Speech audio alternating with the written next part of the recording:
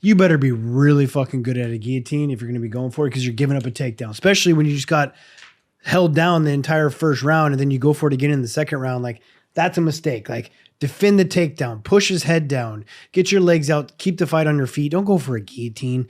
You know, like, it's very hard to finish unless you're really good at it. I mean, you've seen Charles Oliveira grab that guillotine on Arman that was tight and couldn't finish it. Like, I don't know. I think that's a mistake that a lot of fighters make. They go for that guillotine because it takes a little bit less effort and hopefully they get it. I mean, we saw Mackenzie Dern go for it a bunch too and get taken down. It doesn't work, man. And unless you proved it in the room a bunch of times that your percentage is very high, I recommend not going for it. I recommend defending the shot first. Ilia has expressed interest about moving up and maybe trying to face Makhachev. How realistic is this scenario? Do you think, does it leave Tsarukyan in limbo at lightweight? Stupid. He's not moving up. Like, come on. There's too many horses in the stable at 170. I'm moving up. Yeah. Is he trying to run from Arman? Is Ilia running from Arman? I do think so. Oh, okay. That's legit. Hello. But with that said, I think that Ilia Topuria Who wouldn't want to run from Arman? Have you seen him perform? I'm running from him currently. I don't even know the guy I'm running from. I do think Ilia Topuria is the highest skilled fighter in the UFC right now, but I do think he is threatened by Arman. Arman's big, he's strong, he's great at the weight class, his boxing is clean, great grappling. It's a tough fight for him to where he can go to 70s. Maybe he doesn't get the win. It doesn't make sense to me. The only fight for Ilia Topuria right now is Arman. Dart player TX says that's not a gator roll, that is a death roll. A death roll, cool.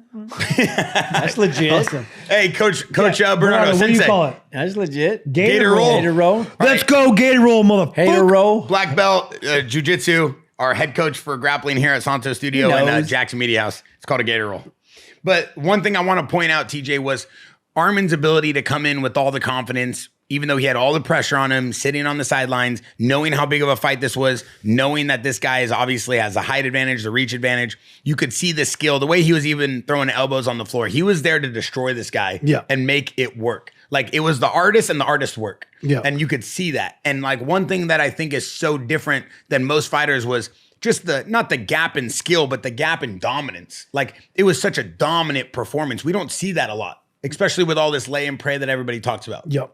That's why I wanted him to fight. I wanted him to remind the world of how good he was. Like, people forget. And you got to get out there and you got to remind them. And this is the best way to do it. And like you said, he wasn't laying and praying. He was looking for the finish the entire time. I like how he's always doing damage from every position. Yeah. You know what I mean? That's fighting. Yeah.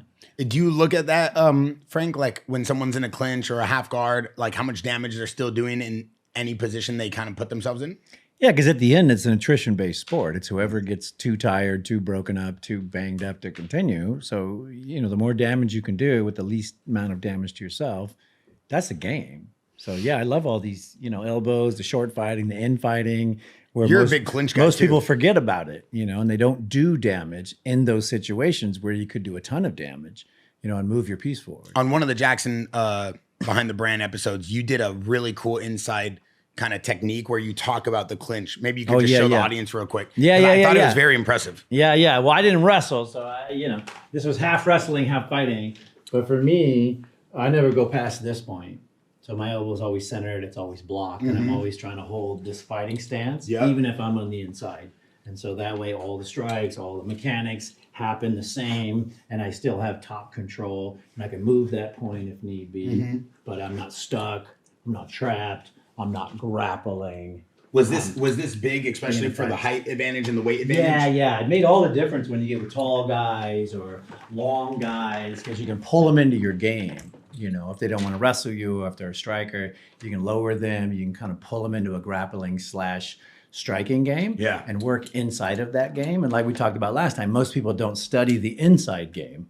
So they do one game or the other. That close quarter combat game is so crazy. Yeah, it's weird. Yeah, unless you do it and you're comfortable and it flows, you just don't, it doesn't flow. So unless you practice and you get that kind of interaction with another body, you don't really know what really happens. But yeah, maximize, it's very damaging.